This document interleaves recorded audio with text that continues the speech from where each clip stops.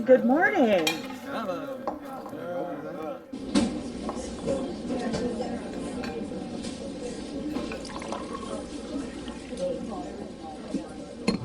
It's March 17th, 2022. Welcome back. I have a few additional things to say about what we heard in general about the situation at the wells as Jose experienced it. Let's start with the financial situation. Both Allie and Jose have said that Allie would spend part of her paycheck to put food in the refrigerator at Candace Wells' house while Don was away. Well, Don is a drywaller and they make a fair living, not rich by any means, but they can pay for the basics for sure. But Don is a supervisor and he's an independent contractor, or was anyway, with Tucker Drywall. So in order to get a ballpark figure of what he might make on the upper end of that trade, I had to go back to 2019 salaries in Tennessee because there was nothing for 2020 due to unusual circumstances. So we're going to go on the high end, but we're not going to go on the highest end. We're going to say that he makes in the $56,000 per year range. So his gross pay is going to be a little over $2,000 bi-weekly, or $4,000, a little over $4,000 a month. We don't know what he takes or what's taken out for federal income tax because he, as a contractor, has to pay his own tax rate. Social Security tax is $267. Medicare tax is $62.46. No state, city, or standard deductions were taken out in this equation. I used a salary calculator. I didn't do cross website comparisons, and I didn't go to the IRS. This is ballpark. So at the end of the day, his final paycheck should be around $1,800 per 2 weeks, or just under $4,000 a month. But he also has to pay his helper. So we heard from Dudley Ajan that Don owed him about $1,800. And if you look at that figure, the final paycheck after deductions, that's an interesting figure. Keeping in mind, Dudley Ajan as a helper gets paid at the end of the job as an independent contract employee. Don, according to Dudley, chooses to work hourly so that he gets a steady paycheck, pretty predictable every week, versus Dudley, who gets paid by the job, so he doesn't get paid every week. So at $3,600 a month, Don is not hurting for money. So why does Candace have to beg him for money, and why does Don only buy dollar store junk food for his family? It's a question. I think some of us might be able to surmise the answer. First and foremost, that's an awful lot of rot gut whiskey. Now we know that their expenses are not as extensive as many people's. Their house and land is paid for. They do have to pay property taxes, and those are, hang on a sec, $222.77 per year. Now, Don was still in Utah, so did he pay his property taxes on or before the due date of October 1st? Allegedly, Candace listed 110 Ben Hill Road for sale on Facebook for $30,000. That's $8,000 below market value. Why would you do that? Well, possibly condition of the house would be a factor. But how would Candace be able to be authorized to sign all the paperwork once a buyer was found? Her name is not on the deed. It is solely the property of Don Wells Jr. Moving on. Not only did Allie live with Candace off and on during the time Don was in Utah, but it is said the reason for the friendship ending was competition for Jose's attention. In an aw shucks moment, Jose confirmed that. It stands to reason if you are living in someone's house and eating meals with their family, you would indeed put groceries into the refrigerator if you're a decent human being. For almost the whole time Summer has been missing, there have been speculations and rumors of an indiscreet interaction between Candace and Allie's son. As recently as 2 days ago, there was a very public conversation about this exact topic.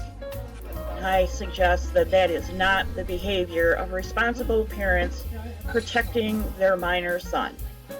Yesterday I reported that Jose said that he thought that Don Scherfy and Don Wells were good friends, and that Don Scherfy wanted to talk to Don about renting some land. Later on in that same live stream, Jose was gone for about 45 minutes, had to take a phone call. When he came back on and they were talking about the same people, Jose didn't seem to know who Don Scherfy was.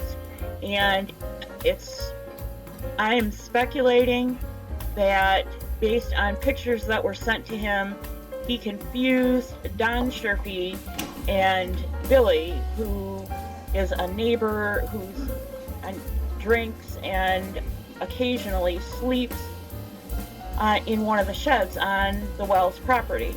So clearly Jose is confused about some of the people that he was asked to identify. One thing I was personally very surprised about was that Jose, a former New Yorker, was wildly off the mark when he estimated the average walking pace of an adult. It's somewhere between 2 and 3 miles an hour for most of your adult life, declining slightly as you age. He even further overestimated the time it takes a child to walk a mile. 5 to 7-year-olds on average walk between 1.5 miles to 2 miles an hour. We know that we have footprints, 2 sets, on differing neighbors' properties, 3/4 of a mile apart.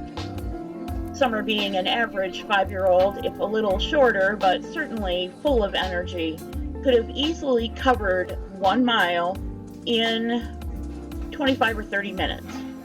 The reason this surprised me so much is that New Yorkers often will bypass both the subways and the buses because even a 10 or 12 block walk, often they can get there faster on foot.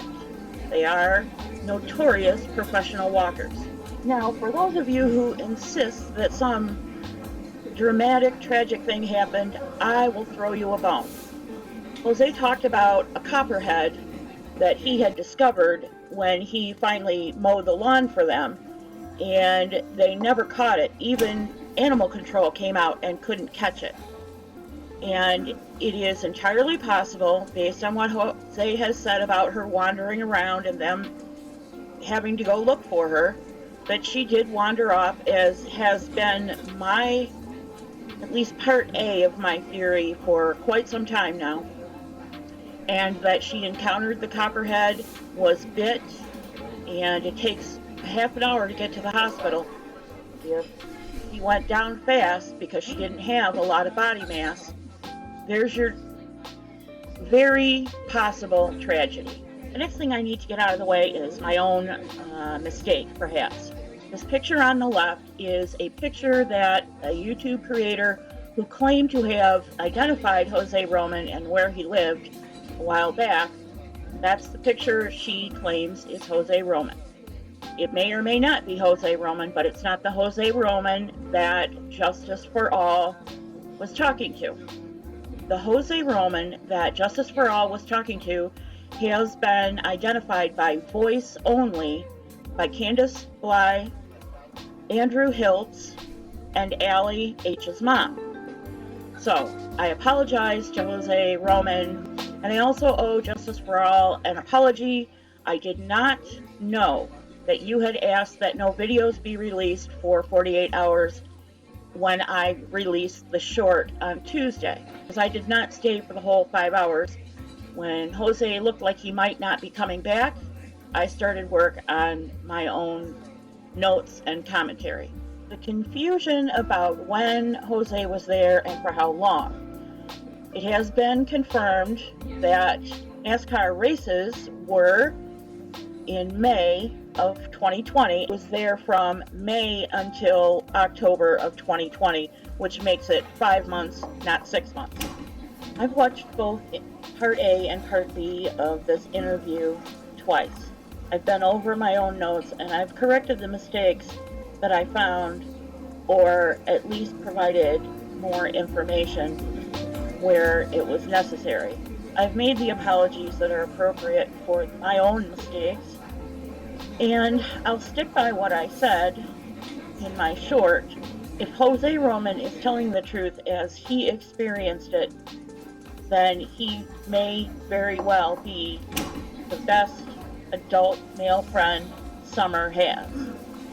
But I'll also stick by my skepticism in that 9 months into this, if people who insert themselves, as many people have in the last 3 months, to this case, and the pieces that they provide don't line up with what we already know and fall into place neatly and squarely, then we need to scrutinize what they say very carefully. That's all I have for you today. I'm pretty tired. God bless you. Thanks for stopping by. See you real soon.